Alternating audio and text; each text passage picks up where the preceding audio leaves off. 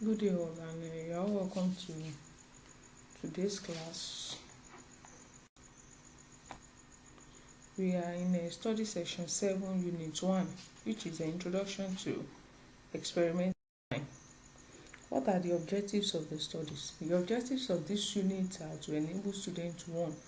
Understand the concept and definition of experimental design in statistics, recognize the use and importance of experimental design in research and applied studies, learn and correctly apply key terminologies related to experimental design, identify and distinguish between different types of experimental design, understand the principles and procedures of analysis of variance ANOVA, apply the one-way ANOVA technique to test difference among means of groups, state and evaluate the assumption underlying one-way ANOVA, extend the understanding of ANOVA to two-way ANOVA and interpret its results.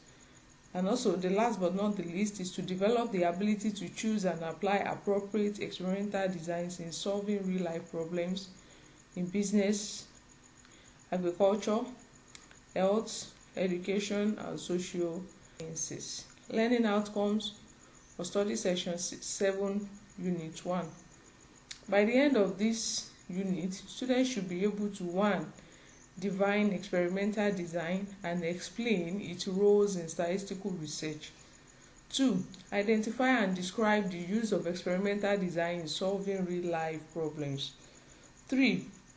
Explain and correctly apply key terms in experimental design, e.g. factor, treatment, experimental unit, blocks, replication, and randomization. The next one is to distinguish between different types of experimental design and know when to apply them.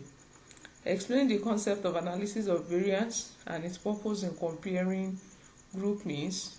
Perform and interpret result of one-way ANOVA. State the assumption of one-way ANOVA and evaluate whether they hold in practice. The last but not the least is apply and interpret a two-way ANOVA, including interaction effects. Introduction. In scientific research, agriculture, business, health, and social sciences, we often need to study how one or more factors influence an outcome. For example, like a researcher may want to test whether different fertilizers affect crop yield. That is, the effects, they may take like 2-3 types of fertilizer, put it on crop or the crop we planted, and study the one that will yield more or positive result. Another example is whether different teaching methods improve students' performances. Using different methods to teach students and test whether the different teaching methods improve students' performances, or whether a new drug is more effective than an existing one. If you see all these examples, we can see that it's an example of a real life. It's an example in a real life situation. To answer such questions in a systematic and reliable way, we can use experimental design. In fact, most of these things is applicable in the pharmaceutical industry, in every area of life. So, what is experimental design? Experimental design is the process of planning an experiment so that data collected can provide valid and objective conclusion about the effect of one or more factor on a response variable. Let me repeat myself again. Experimental design is the process of planning an experiment so that the data collected can provide valid and objective conclusion about the effect of one or more factors on a response variable. What does experimental design, what does it do for us? It ensures that 1. The right questions are asked. 2. Proper data is collected. And the third one is valid statistical analysis can be carried out. In essence, it is about organizing experiments to obtain maximum information with minimum resources. In experimental design refers to the process of planning and conducting experiments so that valid and objective conclusion can be done. That is another Definition: experimental design refers to the process of planning and conducting experiments so that valid and objective conclusion can be drawn. A good design ensures that the experiment provides accurate, reliable, and unbiased results while using resources efficiently. There are three essential components in experimental design.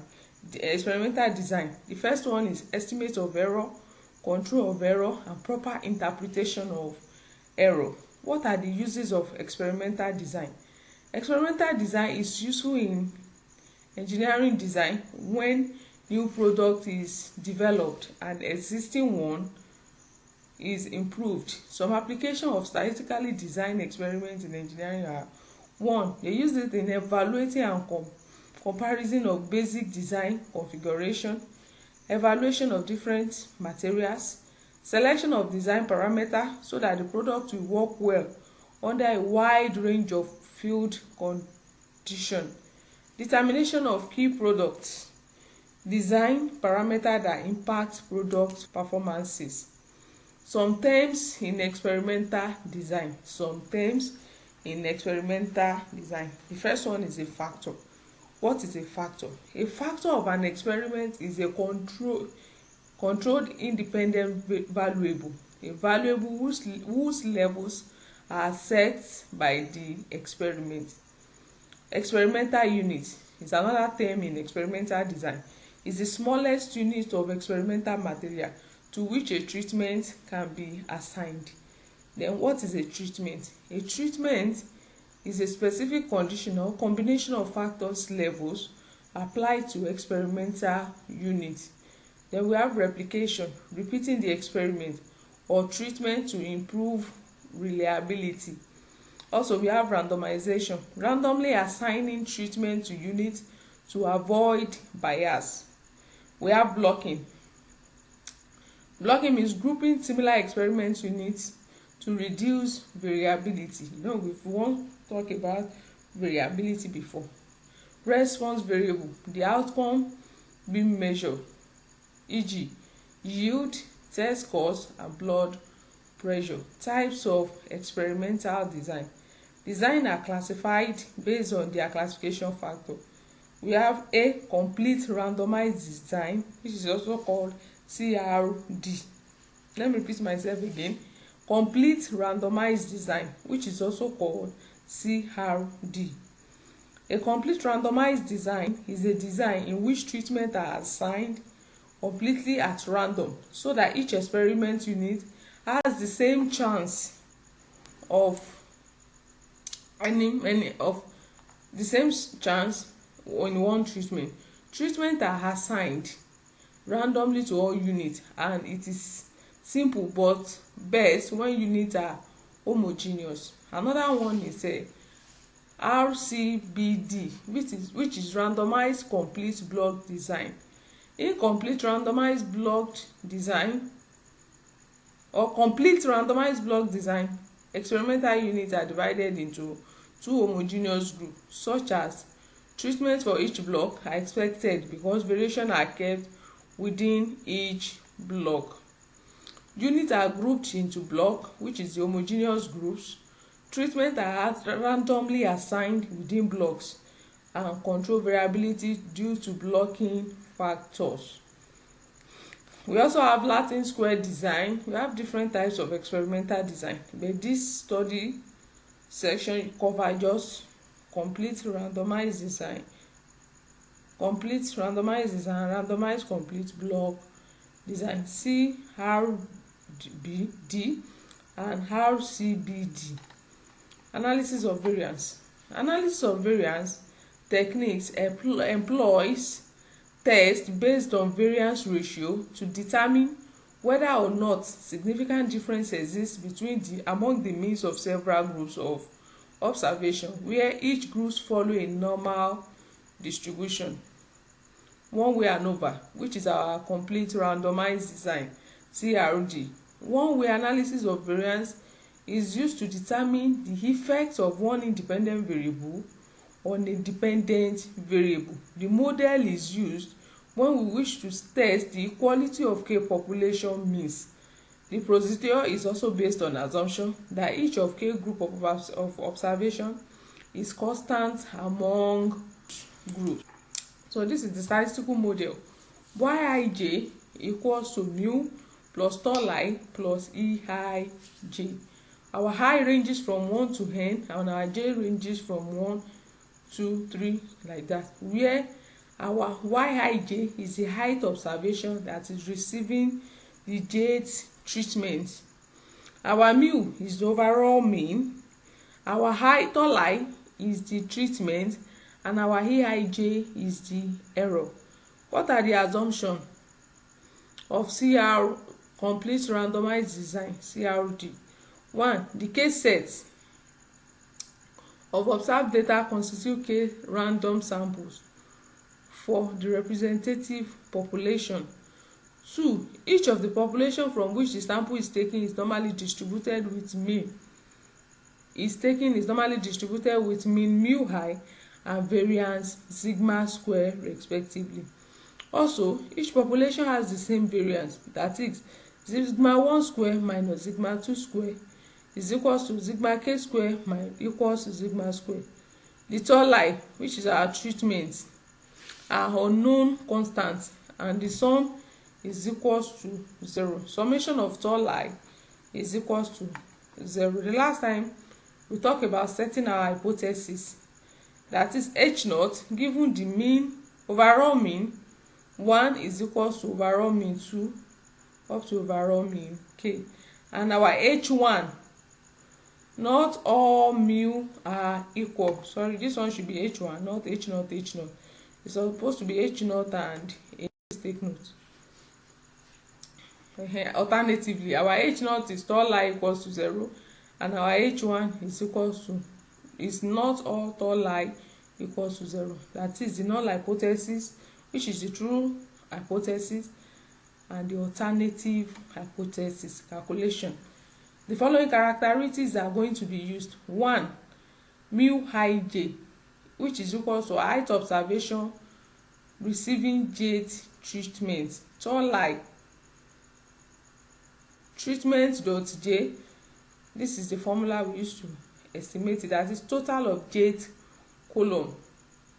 X bar dot j equals to tall dot j over n, mu of j of the jth column. So tall I equals to summation tall I dot j double summation j ranges from 1 to k, I ranges from 1 to n, Yij, which is equal to total of all observation.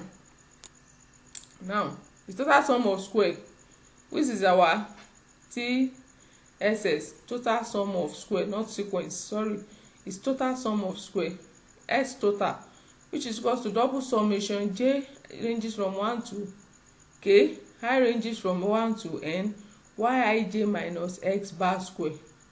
It will give us this summation j equals to 1 to k, I equals to 1 to n, x Ij square minus tall I dot square over mu.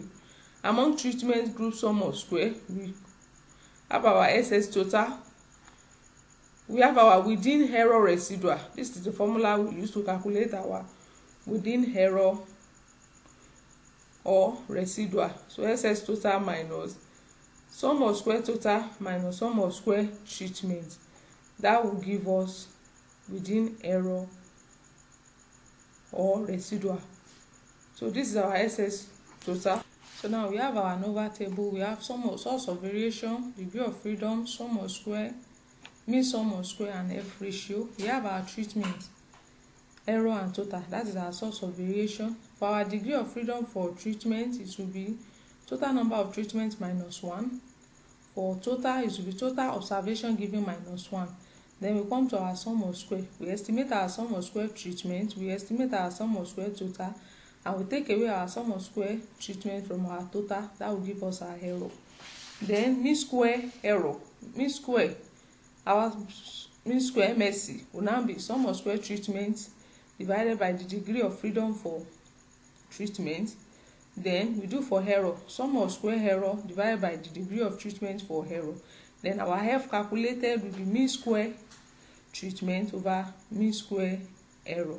This one will be estimated mean square error. Then treatment, estimated mean square for treatment. That will give us our F calculated. Now let's go to an example. They say given the following 5 treatments, we have here the total number of treatments is 5. That is treatment A, B, C, D, and E of 3 values each. The total, this one will be to get our capital N that we use to estimate our grand mean or our mu. It will be treatment times each the total treatment multiplied by observation in each treatment. That will be 5 times 3. That will give us 15. Perform an analysis of variance using alpha equals 0.0. So here our sum of square total will be yij square minus y dot dot all square over mu. Here we square all our observation given, then we take away our y dot dot will be we had each, instead of squaring 3 square 5 square, we had everything together. That will give us 90. We square it and we divide it by 15, not 5. Please take note, because total observation is 15. We have 5 treatments and each observation in each treatment is 3. So 3 times 5 will give us 15. Please take note, it's not 5, it is 15. So after squaring each observation, that will give us 602. That is our 3 square plus 5 square plus 7 square plus 6 square plus 4 square till the last observation, which is 5 square, minus when we had all the observation together. That will be 3 plus 5 plus 7. We are not squaring this time around to get our grand total. We square the value that after adding whatever answer we get, when we add everything, that will give us 90. 90 square will give us 8,100 divided by 15. 15 is the total number of observation given. So now after doing that, we have 602 from our yij squared. 602 minus y dot dot square will be 90 square over 15. That will give us 602 minus 540. That will give us 62. We do for our treatments. Our treatment is, we had all for treatment A, which is 9. We square it and divide it by n. Our n is the total treatment for the total value for each treatment. For treatment A, we have 3 value. For treatment B also 3. For treatment C 3. For treatment E to the last, which is treatment E. So our sum of square treatment will be 9 square. That is 3 plus 2 plus 4. That gave us 9. Plus 21 square plus 21 square plus 21 square plus 18 square minus our grand total, which is 8,100. Please, there is an error here. 8,100. That is 90 square over 5. That gives us 8,100 divided by 5. So after calculating that, that will give us 81 over 3 plus 441 over 3 plus 441 over 3 plus 441 over 3 plus 324 over 3 minus 8,100 over 15. So when we do that, it will give us 27 plus 147 plus 147 plus 147 plus 108 minus 540. When you calculate, when you add that together, it will give you 576 minus 540. That will give us 36. Then we do our sum of square error. Our sum of square error will now be our sum of square total minus sum of square treatment. That will be 62, which is our sum of square total, minus our sum of square treatment, which is 36. That will give us 26. Then we come to our ANOVA table. In our ANOVA table, we have source of variation, we have our degree of freedom, sum of square, mean sum of square, and our F ratio or F calculated. For treatment, how many treatment do we have? We have 5 treatments minus 1. That is, for degree of freedom, n minus 1, our small n high minus 1. That will be the total number of treatments, which is 5 minus 1. That will give us 4. We'll do it for our total. Our total, which is our mu or capital N, is 15 minus 1. That will give us 14. Then our error will be 15. Our total minus treatment, that will be 15 minus 4. That will give us 10. We input our sum of square that we have estimated. For sum of square total is 62. for sum of square treatment is 36, and for sum of square error is 26. Then our mean square error will be 36, which is our sum of square divided by our degree of freedom. Sum of square, mean square error will be sum of square divided by degree of freedom. Our sum of square is 36. Sorry, it's not 34, it's 36 divided by 4. That will give us 9. Then our sum of square error, that is for treatment. Then our sum of square error will now be 26 divided by 10. That is sum of square divided by degree of freedom. That will give us our mean square error. So that will be 26 divided by 10. That will give us 2.6. Then to estimate our F calculated, it will be mean sum of square treatment divided by mean sum of square error. That will be 9.0 divided by 2.6. That will give us 3.46. Then we take our table to check for the critical value, which is our F table. Then we look for F alpha level. Then what is our treatment is 4. Our error is 10. Degree of freedom for treatment is 4, and degree of freedom for error is 10. When we check that in our table, that will give us 3.48 from our ANOVA table. Then the decision rule says we should reject H naught if F calculated is greater than F tabulated. Otherwise, we accept or we do not reject H naught.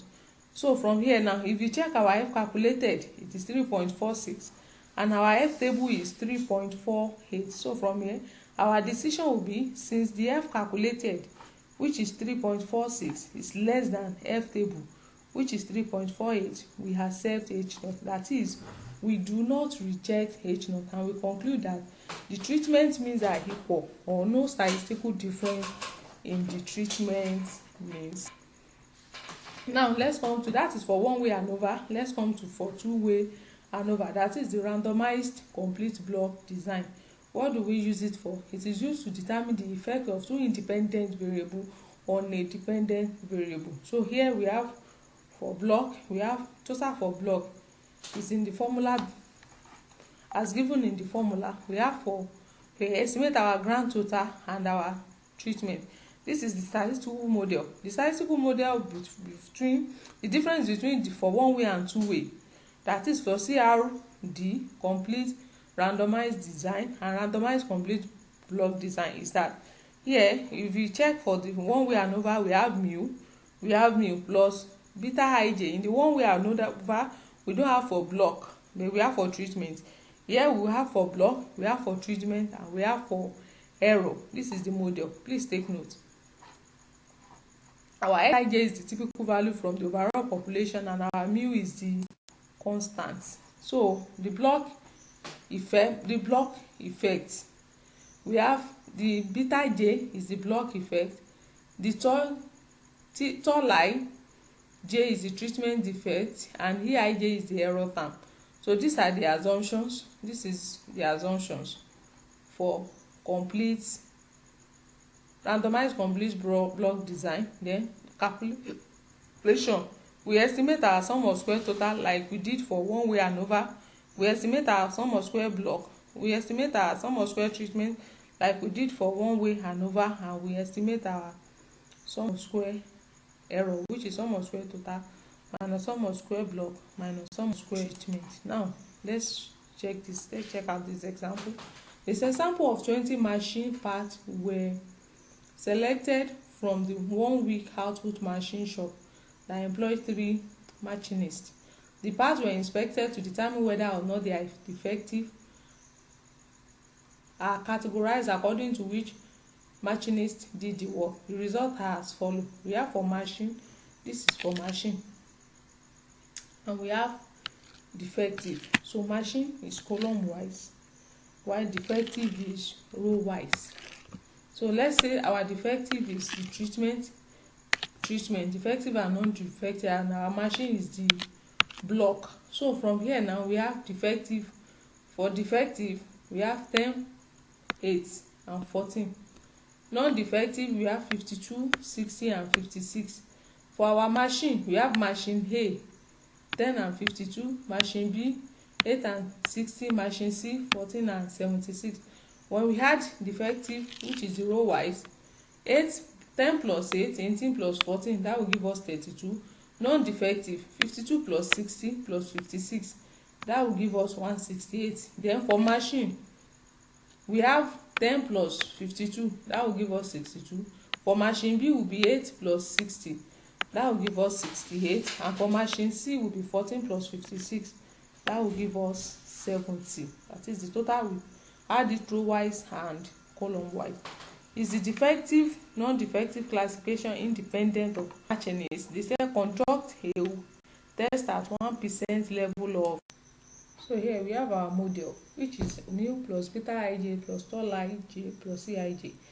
The difference between the first, which is one way ANOVA, and this is, in the first way ANOVA, we don't have the block. So here we have the block, which is our beta ij. We set our hypothesis, and this is the formula for our sum of square total, like we did for one way ANOVA. That will be 10 square plus 52 square plus 8 square plus 60 square plus 40 square, 14 square plus 56 square minus, when we have 10 plus 4 plus 14 plus 52 plus 60 plus 56, that will give us 200 all square over 6. That will give us our 6. How many observations?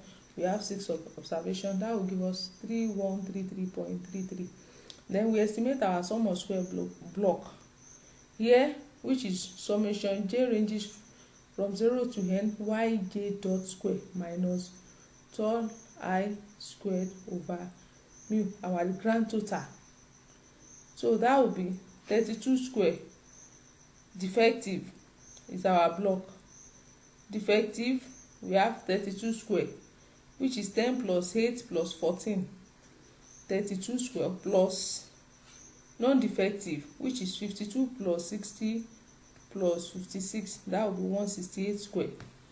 So how many observations did we sum up that give us our blocks?